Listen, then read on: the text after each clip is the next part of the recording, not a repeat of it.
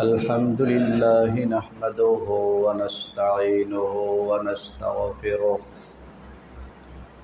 ونعوذ بالله من شرور أنفسنا ومن سيئات أعمالنا من يهده الله فلا مضل له ومن يضلله فلا هادي له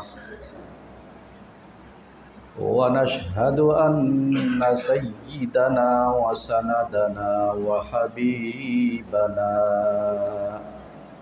ومولانا محمدا عبده ورسوله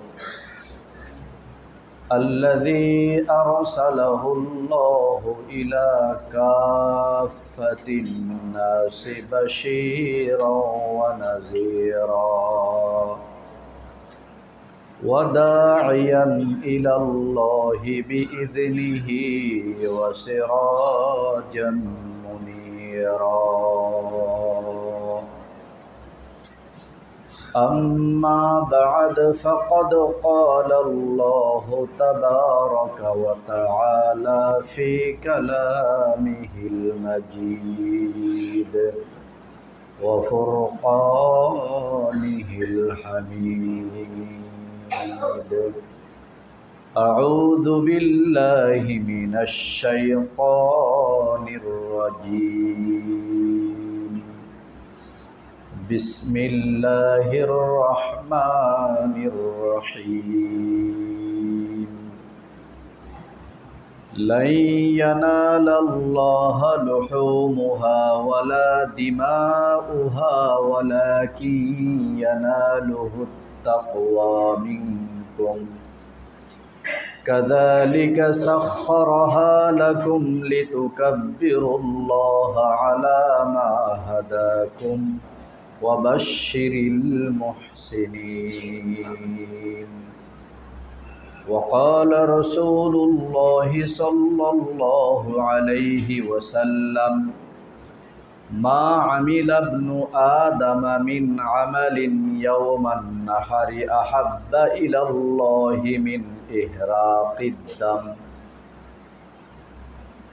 فإنه ليأتي يوم القيامة بقرونها وأشعارها وأزلافها وإن الدم ليقع من الله بمكان قبل أن يقع بالأرض فطيبوا بها نفسا أو كما قال عليه الصلاة والسلام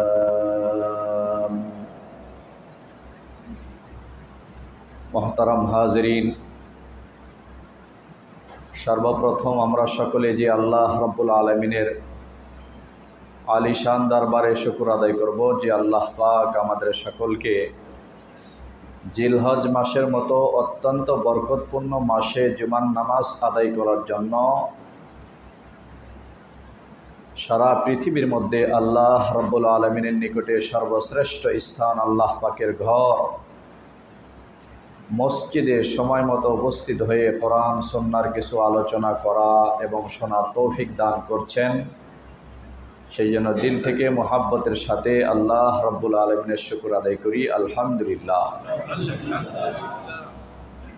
সাথে সাথে সেই প্রিয় নবীর শানে অত্যন্ত মোহাব্বতের সাথে দরুদ শরীফ পড়ব যেই নবী উম্মতের জন্য আল্লাহ রাব্বুল আলামিনের নিকট কঠিন কিয়ামতের ময়দানে বারবার সুপারিশ করে উম্মতকে জাহান্নাম থেকে মুক্ত করে জান্নাতে নেওয়ার জন্য সর্বোচ্চ দরদ ভালোবাসা প্রকাশ করবেন কঠিন পরিস্থিতিতেও সেই নবীর শানে অত্যন্ত মহাব্বতের সাথে দরদ ভরা কণ্ঠে দিল থেকে জবান খুলে উচ্চ আওয়াজে দরুদ শরীফ পড়ি সাল্লাল্লাহু আলাইহি ওয়াসাল্লাম। মুহতারাম হাজরিন, আমরা অত্যন্ত বরকতপূর্ণ এবং গুরুত্বপূর্ণ একটি আমল আমাদের সামনে, এমন গুরুত্বপূর্ণ একটি সময় আমরা জুমার নামাজ পড়ার জন্য মসজিদে উপস্থিত হয়েছি।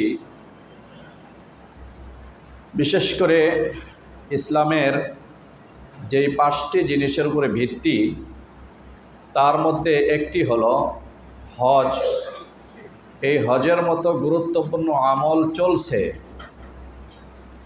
এই বরকতপূর্ণ একটি সময়ে আল্লাহ রাব্বুল আলামিন আমাকে আপনাকে সকল প্রকার পেরেশানি মুসিবত থেকে নিজ কুদরত দ্বারা হেফাজত করে সুস্থতার সাথে আল্লাহ পাকের ঘর মসজিদে নামাজ পড়ার জন্য সময় মতো উপস্থিত হওয়ার তৌফিক দান করেছেন। এই জন্য জবান খুলে উচ্চ আওয়াজে আবারও আল্লাহ পাকের শুকর আদায় করি, আলহামদুলিল্লাহ। মুহতারাম হাজরিন,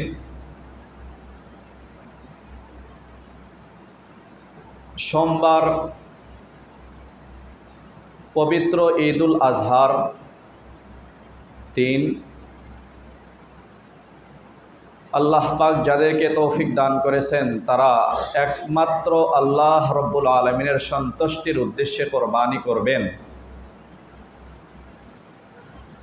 এই কোরবানি যেন আল্লাহ রব্বুল আলমিনের উদ্দেশ্যেই হয়, দুনিয়ার কোনো মানুষকে দেখানোর জন্য, গোশত খাওয়ার জন্য, অন্য কোনো উদ্দেশ্যে না হয়। এই জন্য বারবার আমরা চেষ্টা করব আমাদের নিয়তটাকে সহি শুদ্ধ করার জন্য। বারবার দিলের মধ্যে নিয়তটা যেন সহি শুদ্ধ থাকে যে একমাত্র আল্লাহ রব্বুল আলমিনের সন্তুষ্টির জন্য আমি কোরবানি করছি, দুনিয়ার কোনো মানুষকে দেখানোর জন্য নয়, দুনিয়ার কাউকে সন্তুষ্ট করার জন্য নয়। গোশত খাওয়ার নিয়তের কোনো কিছু নেই, আল্লাহ পাককে সন্তুষ্ট করা। তো এভাবে যদি ইখলাসের সাথে আমরা আমল করতে পারি তাহলে আল্লাহ রাব্বুল আলামিনের ফজল করমে আমাদের এই গুরুত্বপূর্ণ আমল কবুল হয়ে যাবে। আর যদি অন্য কোনো উদ্দেশ্য থাকে তাহলে আমার কোরবানির পশু যত দামি হোক না কেন, আর দেখতে শুনতে যত বড়ই হোক না কেন, যত পছন্দনীয় হোক না কেন, নিয়ত যেহেতু গোশত খাওয়ার বা কোনো মানুষকে সন্তুষ্ট করা, দেখানো, সামাজিকভাবে আমাকে অনেক বড় দানবীর মনে করবে বা আল্লাহ পাকের খাস বান্দা হিসাবে আমি স্বীকৃতি অর্জন করতে পারবো সামাজিকভাবে, এই জাতীয় কোনো নিয়তে যেন না হয়। এ বিষয়ে আমরা সকলে সর্বোচ্চ সতর্ক থাকব যে শয়তান যেন আমাকে আপনাকে ধোঁকা দিয়ে আল্লাহ পাকের সন্তুষ্টির উদ্দেশ্যে এত বড় গুরুত্বপূর্ণ আমলকে নষ্ট না করতে পারে। এর কারণ হলো গোশত তো আপনার কাছেই থাকবে, কোরবানির চামড়াও আপনার কাছেই থাকবে, হাড্ডিও আপনার কাছেই থাকবে। কোরবানির পশুর রক্ত আল্লাহর জমিনে পড়বে, চুষে খাবে, বিভিন্ন জীব জানোয়ার খেয়ে নিবে, জীবন ধারণ করবে। আল্লাহ পাকের কাছে পৌঁছার জন্য একমাত্র আপনার আমার বিশুদ্ধ নিয়তটাই যথেষ্ট। আল্লাহ পাক এটাই দেখতে চান বান্দা বিশুদ্ধ নিয়তে কোরবানি করে কিনা, শুধুমাত্র আমাকে সন্তুষ্ট করার জন্য, অন্য কাউকে দেখানোর জন্য। আর শয়তান চেষ্টা করবে আদম সন্তানের এই গুরুত্বপূর্ণ আমলকে আমি যদি নষ্ট করতে পারি তাহলে আদম সন্তানকে নিয়ে আমি দলে দলে জাহান্নামে যেতে পারবো, আমার দলভুক্ত হবে অনেক আদম সন্তান। এই জন্য শয়তান চেষ্টা করবে আপনার নিয়তকে নষ্ট করার জন্য। আর আমরা বারবার চেষ্টা করব আমাদের নিয়তটা যেন সহি শুদ্ধ হয়। আল্লাহ রাব্বুল আলামিন আমাদের সকলকে তৌফিক দান করেন। মুহতারাম হাজরিন, কোরবানির 10 তারিখ ইয়াউমুন নাহার বলা হয়, কোরবানির দিবস। কোরবানির আগের দিনকে বলা হয় ইয়াউমুল আরাফা। 9 তারিখ, 8 তারিখকে বলা হয় ইয়াউমুত তারবিয়াহ। অর্থাৎ হযরতে ইব্রাহিম আলাইহিস সালাতু ওয়াস সালাম যখন স্বপ্ন দেখলেন যে স্বপ্ন যোগে ওনার সন্তানকে জবেহ করতেছেন, তখন ওনার সন্দেহ হলো ইতিপূর্বে কোনো শরীয়তের মধ্যে এই বিধান ছিল না যে নিজের সন্তানকে জবেহ করতে হবে, কোনো শরীয়তে না। সর্বপ্রথম নবী হযরতে আদম আলাইহিস সালাতু ওয়াস সালাম থেকে নিয়ে হযরতে ইব্রাহিম আলাইহিস সালাতু ওয়াস সালাম পর্যন্ত কোনো শরীয়তের মধ্যে এমন বিধান ছিল না যে নিজের সন্তানকে আল্লাহ পাকের সন্তুষ্টির জন্য জবেহ করতে হবে, এমন কোনো বিধান কখনো ছিল না। কিন্তু স্বপ্নের মধ্যে হযরতে ইব্রাহিম আলাইহিস সালাতু ওয়াস সালাম যখন দেখলেন ওনার খুব প্রিয় সন্তান 80 বছর বয়সে আল্লাহ পাকের কাছে কান্নাকাটি করে একটা সন্তান পেয়েছেন, এবং এই সন্তান দেখতে শুনতেও চেহারা সুরত অনেক সুন্দর, অল্প বয়সেই মেধাও এত পাকা, পুখতা যে আসলে স্বাভাবিকভাবে এই বয়সে এত মেধাবী সন্তান স্বাভাবিক ঘরে জন্মগ্রহণ করে না, এবং বয়সটাই এমন হয়েছে যে হযরত ইব্রাহিম আলাইহিস সালাতু ওয়াস সালাম বাবার গুরুত্বপূর্ণ কাজে একটু সহযোগিতা করতে পারবেন। অর্থাৎ যেই বয়সে পৌঁছার পরে বাবার সর্বোচ্চ ভালোবাসা সন্তানের প্রতি থাকে, সমস্ত ভালোবাসা, চেহারা, সুরত সব দিক থেকে হযরত ইব্রাহিম আলাইহিস সালাতু ওয়াস সালামকে দেখলেই একজন মানুষ আন্তরিকতার সাথে তাকে বরণ করতে চায়, তার দিকে দেখতে মনে চায়, কথা বলতে মনে চায়। এমন বয়সে যখন হযরত ইব্রাহিম আলাইহিস সালাতু ওয়াস সালামের সন্তান হযরত ইসমাঈল পৌঁছলেন, তখনই স্বপ্নে প্রথম দিন দেখলেন যে উনি ওনার সন্তানকে জবেহ করতেছেন। এটা ছিল আরাফার আগের দিন, ৮ তারিখ, জিলহজ মাসের ৮ তারিখ। এটাকে বলা হয় ইয়ামুত তারবিয়া, অর্থাৎ সন্দেহের দিন, অস্পষ্টতার দিন। তখন সারাদিন উনি চিন্তা করলেন, আমি এই স্বপ্নে কেন দেখছি যে আমার প্রিয় সন্তানকে আল্লাহ পাকের সন্তুষ্টির জন্য জবেহ করতেছি, এই স্বপ্নের উদ্দেশ্য কি? সারাদিন এভাবে চলে গেল।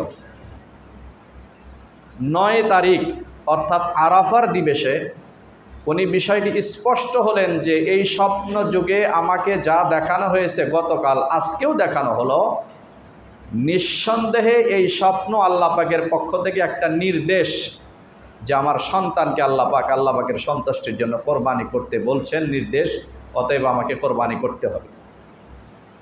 তাই ১০ তারিখ কোরবানির দিবস, ইয়াউমুন নাহার যেটাকে বলা হয়, এই ১০ তারিখে হযরত ইসমাঈল আলাইহিস সালাতু ওয়াস সালামকে নিয়ে হযরত ইব্রাহিম বের হলেন জবেহ করার জন্য।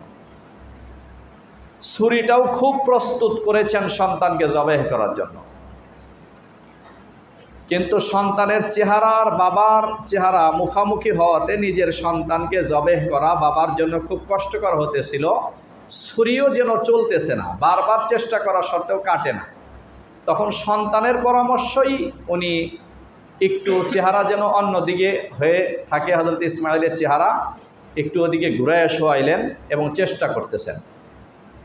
তো হযরত ইব্রাহিম আলাইহিস সালাতু ওয়াস সালামের নিয়তের মধ্যে বিন্দু পরিমাণ কোনো কমতি নাই, নিয়ত পুরা বিশুদ্ধ। আল্লাহ পাক আমাকে নির্দেশ দিয়েছেন আমার সন্তানকে কোরবানি করতে হবে, সে সন্তান যতই প্রিয় সন্তান হোক, আল্লাহ পাকের নির্দেশের সামনে আমার সমস্ত ইচ্ছা, আমার ভালোবাসা সব কিছুকে আমি বিসর্জন দিতে প্রস্তুত।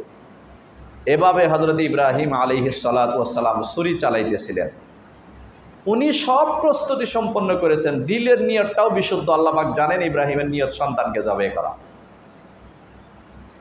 আর আল্লাহ পাক হযরতে জিবরাইল আলাইহিস সালাতু ওয়াস সালামকে নির্দেশ দিলেন, জান্নাতের মধ্যে আমার একটা দুম্বা রাখা আছে, এই দুম্বাকে নিয়ে অতি দ্রুত সেখানে উপস্থিত হও। ইব্রাহিমের ছুরি চালাইতে চালাইতে তুমি সেখানে উপস্থিত হবে, সন্তানকে জবেহ না করে সন্তানের পরিবর্তে এই দুম্বাকে যেন কোরবানি করা হয়।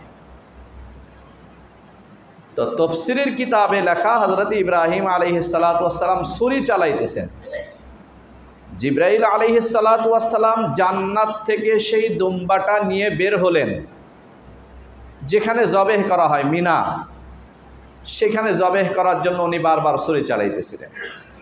কিন্তু হযরত জিবরাইল আলাইহিস সালাতু ওয়াস সালাম আশঙ্কা বোধ করতেছিলেন, আমি সেখানে উপস্থিত হওয়ার পূর্বেই, আমার দুম্বা নিয়ে উপস্থিত হওয়ার পূর্বেই হযরত ইসমাঈলকে জবেহ করে দেওয়া হয় কিনা, এই সামান্য একটু সময় ওখানে উপস্থিত হতে লেট হয়ে যায় কিনা।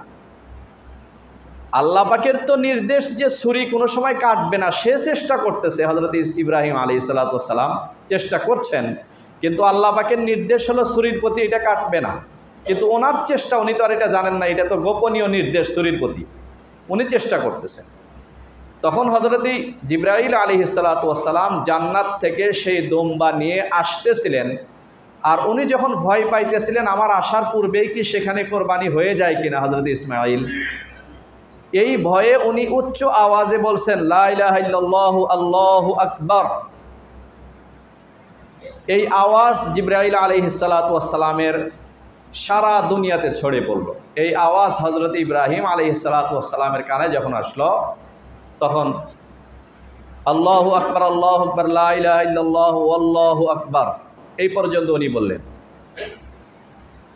ইসমাঈল আলাইহিস সালাতু ওয়াস সালাম যখন শুনলেন, পরে আল্লাহু আকবার ওয়ালিল্লাহিল হামদ, এই এতটুকু বাক্য হযরত ইসমাঈল আলাইহিস সালাতু ওয়াস সালাম বললেন।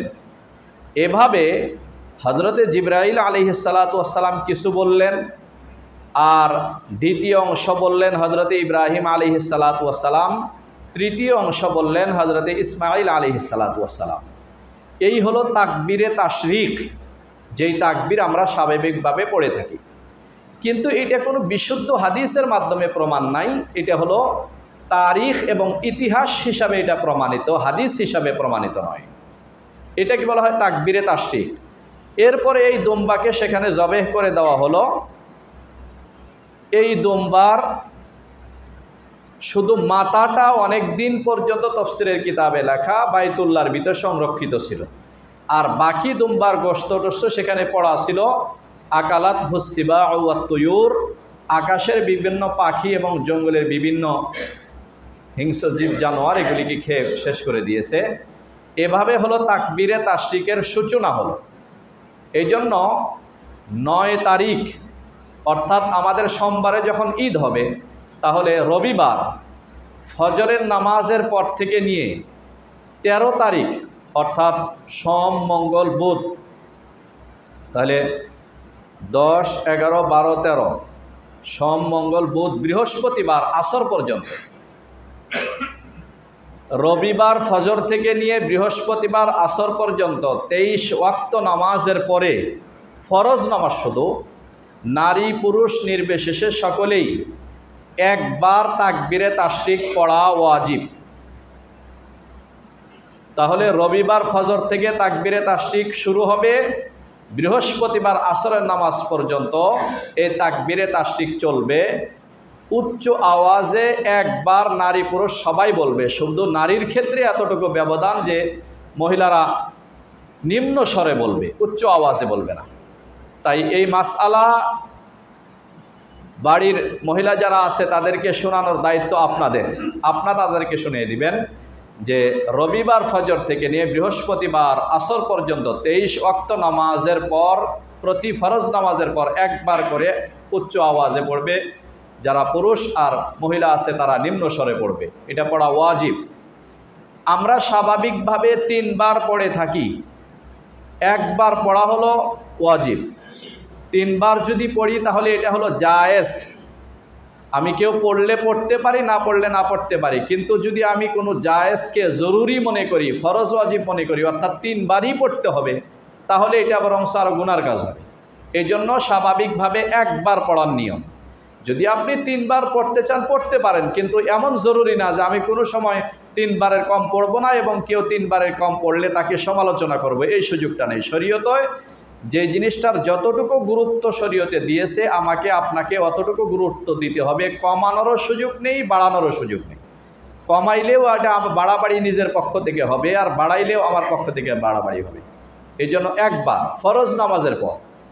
অতএব এই আইয়ামে তাশরিক অর্থাৎ 9 তারিখ রবিবার থেকে নিয়ে বৃহস্পতিবার পর্যন্ত এই দিনগুলির কোনো নামাজ যদি আপনার কাজা হয়ে যায়, আর এই নামাজগুলি যদি আপনি এই দিনগুলির ভিতরেই আদায় করেন কাজা নামাজ, তাহলে আপনাকে এই কাজা নামাজের পরেও তাকবীরে তাশরিক করতে হবে। আর যদি অন্য সময়ের কোনো কাজা নামাজ এই তাকবীরে তাশরিকের দিনগুলির মধ্যে আপনি আদায় করে থাকেন, সেই ক্ষেত্রে কিন্তু আপনাকে তাকবীরে তাশরিক করতে হবে না। এবং এই বছরের তাকবীরে তাশরিকের নামাজ যদি আপনি অন্য বছরে গিয়ে বা অন্য সময়ে যদি আদায় করে থাকেন তখনও পড়তে হবে না। শুধু এই বছরের তাকবীরে তাশরিক আইয়ামে তাশরিকের দিনগুলির কোনো নামাজ যদি কাজা হয়ে যায়, এই বছরই আদায় করেন, তখন শুধু আপনাকে তাকবীরে তাশরিক করতে হবে। এই বিষয়গুলি আমাদের খেয়াল করতে হবে। এবং এই তাকবীরে তাশরিক অনেক সময় এমন হয় যে জামাতের সাথে আমরা নামাজ পড়েছি কিন্তু ইমাম সাহেবের মনে নাই তাকবীরে তাশরিক বলা, তো মুসল্লিরা যখন উচ্চ আওয়াজে বলেছে, মুসল্লিদের আওয়াজ শুনে ইমাম সাহেব সহ বাকি মুসল্লিরা সকলেই পড়বেন। বহু কিতাবে একটি ঘটনা উল্লেখ করা আছে। ইমাম আবু ইউসুফ রাহিমাহুল্লাহ, আপনারা জানেন অনেক প্রসিদ্ধ একজন ইমাম। ইমাম আবু ইউসুফ রহমতুল্লাহি আলাইহি মাগরিবের নামাজের ইমামতি করলেন। মুসল্লি হিসাবে অনেক মুসল্লি ছিল, তার মধ্যে সবচেয়ে বড় ইমাম আবু হানিফা রাহিমাহুল্লাহ, উনি মুসল্লি হিসাবে পিছনে নামাজ পড়লেন মাগরিবের নামাজ। ইমাম আবু ইউসুফ রাহিমাহুল্লাহ মাগরিবের নামাজের পরে তাকবীরে তাশরিক পড়তে ভুলে গেছেন। পরে ইমাম আবু হানিফা রহমতুল্লাহ আলাইহি পিছন থেকে উচ্চ আওয়াজে তাকবীর বলার ফলে সকলেই শুনে উচ্চ আওয়াজে তাকবীর পড়লেন। এই জন্য মুহতারাম হাজরিন, কোনো সময় এমন যদি হয় যে আপনি নামাজ পড়ার পরে তাকবীরে তাশরিক পড়ার কথা মনে নাই, একা একা নামাজ পড়েছেন, তখন নামাজ ভঙ্গের কারণ যতক্ষণ পর্যন্ত না পাওয়া যাবে ততক্ষণ পর্যন্ত আপনি তাকবীরে তাশরিক পড়তে পারবেন। যখনই নামাজ ভঙ্গের কোনো কারণ পাওয়া গেল তখন আর তাকবীরে তাশরিক পড়ার কোনো সুযোগও নাই, এবং অনিচ্ছাকৃত এই ভুলের কারণে ওয়াজিব ছেড়ে দেওয়ার যে গুনাহ তাও আপনার নামে লিপিবদ্ধ করা হবে না। এই হলো তাকবীরে তাশরিকের বিষয়। এরপরে দ্বিতীয় বিষয় হলো ঈদের দিন কিছু আমল করা, আমল মুস্তাহাব। ঈদের দিন কিছু আমল আছে সুন্নত, যে সুন্নত আমল বা মুস্তাহাব আমলগুলিকে করতে হয়। তার মধ্যে সর্বপ্রথম মুস্তাহাব আমল হলো ঈদের দিন আপনি সকাল সকাল ঘুম থেকে উঠবেন, উঠার পরে নিজের মহল্লার মসজিদে ফজরের নামাজ জামাতের সাথে আদায় করবেন। এই জন্য ফতোয়ার সর্বোচ্চ কিতাব ফতোয়ায়ে শামী, তাতে লেখা ওয়ামিনাল মানদুবাত সালাতুস সুবহি ফি মসজিদি হাইয়াতিন। ঈদের দিনে যে সমস্ত আমল করা মুস্তাহাব তার মধ্যে অন্যতম গুরুত্বপূর্ণ একটা আমল হলো আপনি ঘুম থেকে সকাল সকাল উঠে ঈদের দিন ফজরের নামাজ মহল্লার মসজিদে আদায় করবেন। এখন যারা বসে বসে ঘুমাইতেছেন জুমার নামাজের বয়ান শোনার জন্য, তাহলে আপনি শুনবেন কিভাবে আর আমল করবেন কিভাবে?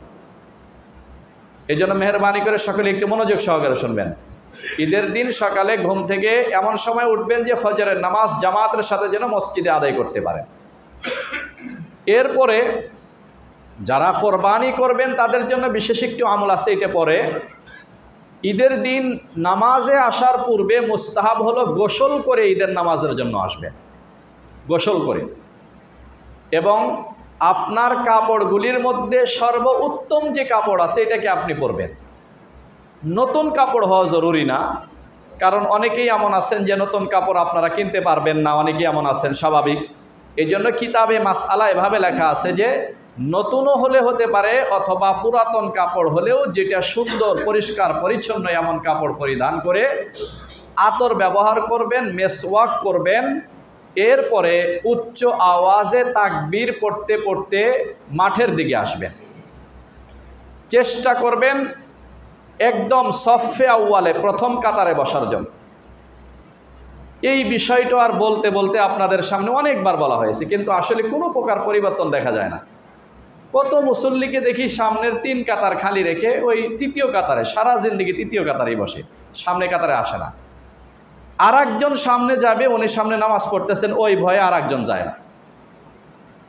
অথচ রসুল সাল্লাল্লাহু আলাইহি ওয়াসাল্লাম হাদিস শরীফে বলেন আল্লাহ পাকের নিকট 2টি কদম সবচেয়ে দামি, তার মধ্যে একটা হলো কাতারকে পূরণ করার জন্য যেই 2-1 কদম সামনে বেড়ে আপনি অগ্রসর হলেন, আপনার এই 2টি কদম আল্লাহ পাকের কাছে সবচেয়ে দামি এবং কিমতি হলো এই কদম। হাদিস শরীফে রাসূল আকরাম সাল্লাল্লাহু আলাইহি ওয়াসাল্লাম বলেন। আর আমাদের অভ্যাসটা এতই হয়ে গেছে যে যত পিছিয়ে দাঁড়াইতে পারবেন, সব মুসল্লি না, কিছু মুসল্লিতে এমন আছেন যে যারা সফে আউয়ালে জায়গা থাকলে কখনো দ্বিতীয় কাতারে দাঁড়াবেন না। আর কিছু মুসল্লি এমন আছেন যারা নিয়মিতই 3 কাতার ছেড়ে দিয়ে চতুর্থ কাতারে বা তৃতীয় কাতারে বসার চেষ্টা করবেন। উনি কোনো সময় সামনের কাতারে আসবেন না, পুরা সামনের কাতার খালি থাক, উনি আসবেন। এই জন্য এই বিষয়গুলি আমাদের সতর্ক থাকা দরকার। এত কমতি আমাদের কেন হইতেছে? আর আমি না পিছনে থেকে আর একজনকে পিছনে আমাকে দেখা দেখি আরও 10 জন এরকম শিখতেছে, তাহলে মনে হয় পিছনের কাতারে সব বেশি, না হয় উনি পিছনের কাতারে যান কেন? তো আমাকে দেখে বাকি যারা উৎসাহিত হলেন এই আমল শুরু করলেন, তাদের গুনাহও আমার আমল নামে লেখা হবে। আমার সমস্যা কেন মসজিদের সামনের কাতারে আসতে? এই জন্য ঈদের নামাজ পড়তে চেষ্টা করবেন যে প্রথম কাতারগুলিতে বসার জন্য। কোনো সময় এমন করবেন না যে সামনে কাতার খালি রেখে আমি পিছনের কাতারে, সামনের কাতারে বসবেন ঈদের নামাজ পড়তে যখন যাবেন। আর ঈদের নামাজ যে যাওয়ার পূর্বে সম্ভব হলে একসার ফি সাদকা, রাস্তার মধ্যে গরিব অসহায় মানুষ দাঁড়িয়ে থাকে যারা আপনাদের কিছু সৎকার টাকা পয়সা নেওয়ার জন্য, আপনার সাধ্য মোতাবেক আপনি 10 টাকা আছে 10 টাকা, 5 টাকা 5 টাকা, 2 টাকা, যতটুকু পারেন সাধ্য মোতাবেক একটু সৎকা করে ঈদের নামাজ পড়তে আসবেন। ঈদের নামাজ জামাতের সাথে পড়বেন, মোনাজাত খুতবা সব কিছু হবে। এরপরে আপনি ফিরে যাবেন বাসার দিকে তাকবীর পড়তে পড়তে, উচ্চ আওয়াজে তাকবীর পড়তে পড়তে। তবে ঈদের নামাজ যেখানেই পড়েন, খুতবা চলাকালীন যখন তাকবীরে তাশরিক পড়া হয়, খুতবা চলাকালীন যখন তাকবীর পড়া হয়, তখন মুসল্লি যারা আছে তখন ওনারা তাকবীর পড়বেন না। এটা শুধু যারা খতিব উনি তাকবীর পড়বেন, কোনো মুসল্লি তাকবীর পড়বেন না। রাস্তায় যাওয়ার সময়, আসার সময়, ফেরার সময় এ সময় পড়বেন। মোনাজাত শেষ করে এরপরে ধীরে স্থিরে আসবেন। ঈদের নামাজ মাঠে অনেক শান শৌকতের সাথে পড়বেন, অনেক শান শৌকতের সাথে, সুন্দর পোশাক এবং বিশেষ করে এই দিনগুলির মধ্যে পরস্পরে একটু মিল মোহাব্বত আন্তরিকতা, অপরের সাথে দেখা হলে হাসি খুশি একটু সালাম দিবেন, মোসাফা করবেন। এই মুমিনের একটু মুস্কি হাসি দিয়ে আর একজনের সাথে কথা বলার কারণে এটা সৎকার সওয়াব হয়। আপনি সদকা করলে যেই পরিমাণ সওয়াব হবে, আর একজনের সাথে একটু মুস্কি হাসি দিয়ে সালাম দিয়ে কথা বলবেন, এইটার কারণেও আল্লাহ রাব্বুল আলামিন সওয়াব লিখবে। একজন মুমিনের ঈমানের কারণে তার হাসির মধ্যে সওয়াব লেখা হয়। আর একজন ফাসেক ফুজ্জার বেঈমান সারাদিন হাসলেও তার কোনো সওয়াব লেখা হবে না। এই জন্য মুমিনের মুস্কি হাসির মধ্যে আল্লাহ রাব্বুল আলামিন সওয়াব এবং প্রতিদান রেখে দিয়েছে। এরপরে গরু কোরবানি করার জন্য, পশু কোরবানি করার জন্য বাসায় ফিরবেন। ফেরার পরে আপনার কোরবানি আপনি নিজে সেখানে উপস্থিত থাকবেন। 2টা কারণ। একটা হলো আপনি যদি কোরবানি করার পদ্ধতি সম্পর্কে খুব ভালোভাবে অবগত আছেন, তাহলে নিজের পশু নিজেই কোরবানি করার চেষ্টা করবেন। এটাকে এই কারণে আপনাকে উপস্থিত থাকতে হবে। 2 নম্বর, যদি আপনি কোরবানি করতে নাও পারেন, অন্য কাউকে দিয়ে কোরবানি করবেন, কিন্তু আপনাকে উপস্থিত থাকতে হবে এই কারণে যে আপনার এই পশুটা একমাত্র আল্লাহ পাকের সন্তুষ্টির জন্য কোরবানি করছেন। আপনি যে কসাইয়ের সাথে কন্ট্যাক্ট করেছেন আপনার গোশত বানানোর জন্য, তারা আজকের দিন তাদের হলো ইনকামের ঈদ। সারা বছরে যা কামাই না করেছে আজকের দিনে কামাই করবে, যার কারণে ভ্যান চালক, রিক্সা চালক, পাগলু চালক সবাই আজকে কসাই হয়ে যাবে, আসবে। অতি দ্রুত আপনার কোরবানির পশু জবে করার পরে জান বের হওয়ার আগেই চামড়া ছিলবে, পা কেটে দিবে, তাড়াতাড়ি যেন ছিলে এখানে আপনারটা কোনো মতো বুঝাই দিতে পারলে আর এক জায়গায় যাবে। কিন্তু শরীয়ত তো বলে আপনি এখানে স্টিল দাঁড়িয়ে থাকবেন, আপনার কোরবানির পশু ধীরে স্থিরভাবে একদম স্থির হয়ে যাবে, জান বের হয়ে যাবে, তখন কোরবানির পশুর পা কাটবে, চামড়া কাটবে, কি করবে না করবে পরে করবে। কিন্তু কোনো ক্রমেই যেন এমন না হয় যে আপনি বাসার ভিতরে বসে আছেন, এসি রুমে বসা আছেন, আপনার কোরবানি এখানে জবে হচ্ছে, আপনি এখানে উপস্থিত থাকবেন, স্টিল তাদেরকে বলবেন যে গরুর যেন কোনো কষ্ট না হয়। অর্থাৎ ধরুন যে আপনি যাকে দিয়ে কোরবানি করাবেন উনি এখনও বাসায় উপস্থিত হন নাই, 10-15 মিনিট আগেই গরুকে রশিদে বেঁধে আপনি ফেলায় রাখছেন। এতক্ষণ পর্যন্ত যে এই পশুটার কষ্ট হলো, এটার কারণে আপনার গুনাহও লেখা হবে এবং সওয়াবের মধ্যে কমতি হবে। এই কারণে আপনাকে সেখানে স্টিল উপস্থিত থাকতে হবে। আপনি যখন এখানে স্টিল উপস্থিত থেকে আপনার কোরবানির পশু কোরবানি করাবেন, তো যিনি জবেহ করছেন ওর সাথে যদি আপনি একটু সহযোগিতা করতে চান যে আমি একটু হাতে ছুরিটা লাগাইলাম, তাহলে আপনাকেও বিসমিল্লাহি আল্লাহু আকবার বলে ছুরি লাগাবেন। এরপরে কোরবানি শেষ হলো। এই কোরবানির দিনে যে সমস্ত কষ্টের বিষয় হলো, কোরবানি মানেই হলো সবুরের পরিচয় দিবেন, কিন্তু সকলেই চান যে আমার কোরবানিটা যেন সবচেয়ে আগে কোরবানি হয়। এটার কারণে অনেক বছর একটু অনেকের সাথে, অনেক মুসল্লির সাথে হয়তো একটু কথায় এমন বলতে হয়েছে যে উনি কষ্ট পেয়েছেন।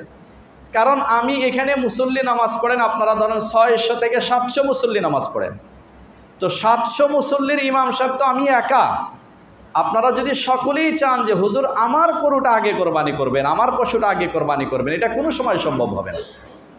এই জন্য অন্যান্য বছরের ন্যায় এবছরও আপনাদের প্রিয় প্রতিষ্ঠান দারুস সালাম কওমি মাদ্রাসা গোয়ালপাড়া থেকে যেভাবে অন্যান্য বছর জবের জন্য হুজুর দেওয়া হয়, এবছরও নির্ধারণ করা আছে এবং গলিও ভাগ করে দেওয়া আছে কোন এলাকায় কে জবে করবে। এরপরেও যদি কারো কোনো সমস্যা হয়, আমার মোবাইল নম্বর মুয়াজ্জিন সাহেব সহ কমিটির সকল সদস্যদের কাছে আপনারা ওখান থেকে নিয়ে নিতে পারেন। কোনো সমস্যা ডাইরেক্ট আমাকে বললেন, হুজুর আমার একটু লোক দরকার, আমি লোক পাঠাই দিব। কিন্তু এক গলিতে জবেহ করার জন্য হুজুর আমি দাঁড় করায় রাখছি, আপনি ঘর থেকে বের হওয়ার পরে দেখলেন যে আমার গরু জবেহ করা দরকার, ওইখানে হুজুর দাঁড়ায় আছে, তাকে ওইখান থেকে জোর করে নিয়ে আপনার বাসায় ঢুকে গেলেন, অথচ তার সিরিয়াল এই এলাকায় জবেহ করার জন্য।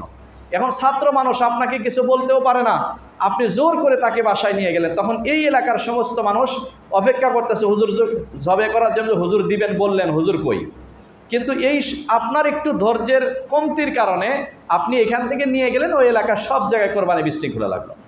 আর একজন ঘর থেকে বের হয়ে দেখে যে আমার ঘরের পাশে কোরবানি হইতেছে, ওই হুজুরকে ধরে উনি ওনার বাসায় নিয়ে গেলেন, তাহলে এই এলাকার সমস্ত মানুষের কোরবানি বিশৃঙ্খলা হবে, কষ্ট হবে। এই জন্য মেহেরবানি করে কোথাও যদি কোনো সমস্যা মনে করেন, আপনি মোবাইল করবেন, ইনশাআল্লাহ যত সময় হুজুর সেখানে চলে যাবে। কিন্তু একটু এ বিষয়ে সতর্ক থাকতে হবে যে আপনারা ধৈর্যের সাথে, সবারই কোরবানি হবে, হয়তো একটু 5 মিনিট আগে হলো, 10 মিনিট আগে হলো, আর লোকজন উপস্থিত করে এরপরে হুজুরকে ডাকবেন। লোকজন কোনো খবর নাই, হুজুরকে ডেকে নিয়ে গেলেন, এরপরে বিভিন্ন বাসার থেকে লোক নিয়ে আসতেছেন, ডাকতেছেন, এরকম করতে করতে আপনার একার বাসায় আমার আধা ঘন্টা সময় চলে গেল, তাহলে আর একজনের বাসায় কখন যাব আর কোরবানিটা কখন করব। এই জন্য মেহেরবানি করে আপনারা লোক প্রস্তুত করে এরপরে হুজুরকে ডাকতে বলবেন। যদি আপনার এখানে লোক আসতে এখনও প্রস্তুত হয় নাই, 10 মিনিট পরে হবে, তাহলে আপনি একটু, যে আমার পাশের বাসায় ভাই অপেক্ষা করতেছে, ওনার সব লোকজন আছে, আপনি একটু মেহেরবানি করে ওখান থেকে সেরের পরে আমার দিকে আসেন। তাহলে সকলে যদি একটু আন্তরিকতার সাথে একটু সবুরের পরিচয় দেন, আমরা অত্যন্ত সুন্দরভাবে আপনাদের সার্ভিস দিতে পারবো। এরপরে কোরবানি যারা করবেন তাদের জন্য মুস্তাহাব আমল হলো, কোরবানির দিবসে সকাল থেকে কোরবানির গোশত প্রস্তুত হওয়া পর্যন্ত যেভাবে রোজার সময় কিছু না খান, এভাবে না খেয়ে কোরবানির গোশতর মাধ্যমে আজকের খানা আপনার শুরু হবে। এটা হলো মুস্তাহাব আমল। কোনো মানুষ শারীরিকভাবে খুবই অসুস্থ, ডায়াবেটিস রোগে আক্রান্ত, ফজরের নামাজের পরে ঘুম থেকে উঠেই তাকে কিছু নাস্তা করতে হবে। অথবা অনেক মানুষ এমন আছেন যে স্বাভাবিকভাবে লম্বা সময় দেরি করতে পারেন না, কষ্ট হয়, তো উনি মুস্তাহাব আমল না করলেন যদি কারো অসুবিধা থাকে। আর যদি সম্ভব হয় তাহলে আজকের দিনের, ঈদের দিনের সর্বপ্রথম খানা যেন আপনার নিজের কোরবানির গোশতের মাধ্যমে শুরু হয়। আরও একটি বিষয় হলো, কোরবানির গোশত বানানোর জন্য আপনারা আত্মীয় স্বজন বা বিভিন্ন জায়গার থেকে লোক নিয়ে এসে থাকেন। অনেক গরিব মানুষ প্রস্তুত থাকে, আপনার প্রতিবেশী হোক, আত্মীয় স্বজনদের মধ্যে, যে আপনার কোরবানির গোশত বানিয়ে দিবে। এখানে একটি বিষয় হলো, যাদের মাধ্যমে কোরবানির গোশত আপনি বানাবেন তাদেরকে প্রথমে মূল্য নির্ধারণ করবেন যে একটি গরু বানায় দেওয়ার জন্য তোমাদেরকে এই পরিমাণে টাকা দেওয়া হবে।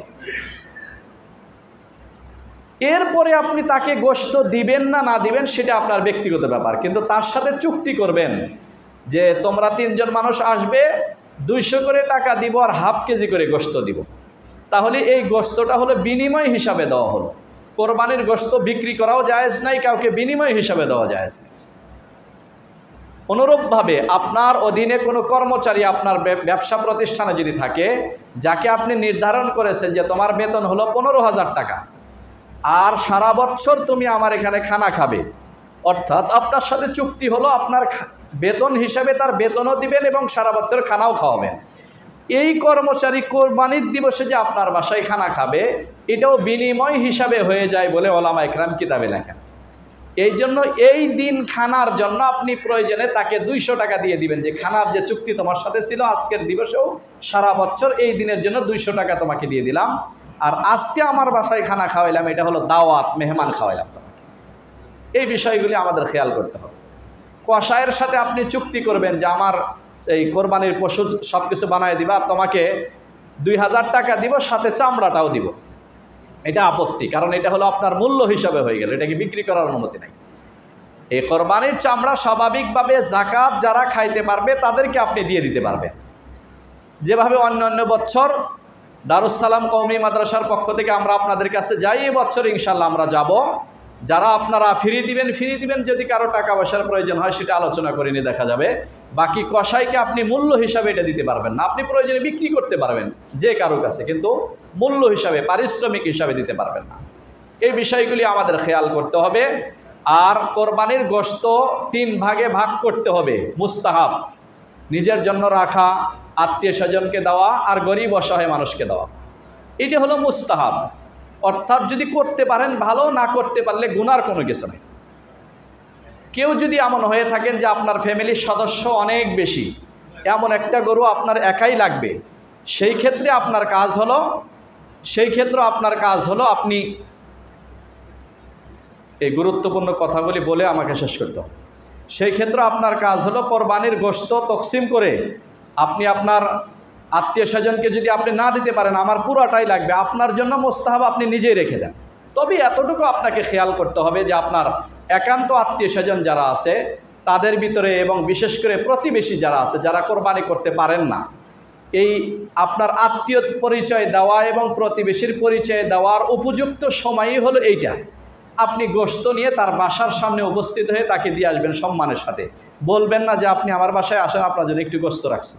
ওইটা হলো সম্মানের সাথে তাকে দিবেন, তার সম্মানের রক্ষা হলো আপনি সওয়াব পাইলেন। সারা দুনিয়ার সমস্ত ফকিরকে আপনাকে দান করতে হবে গোশতর টুকরে, এমন কোনো কন্ট্রাক্ট আপনাকে দেওয়া হয়নি যে সকাল থেকে সন্ধ্যা পর্যন্ত আপনি এক টুকরা দিতেই থাকবেন। দেওয়ার পরে শেষ আপনি বন্ধ করে দেন। আর কিছু পেশাওয়ার ফকির আছে, তারা সকাল থেকে সন্ধ্যা পর্যন্ত আপনার বাসার দরজায় খটখট আওয়াজ করতেই থাকবে। এই জন্য এই বিষয়গুলি আমরা খেয়াল করব। আল্লাহ রাব্বুল আলামিন আমাদের সকলকে একমাত্র আল্লাহ পাকের সন্তুষ্টের উদ্দেশ্যে কোরবানির মতো গুরুত্বপূর্ণ আমল করার তৌফিক দান করে।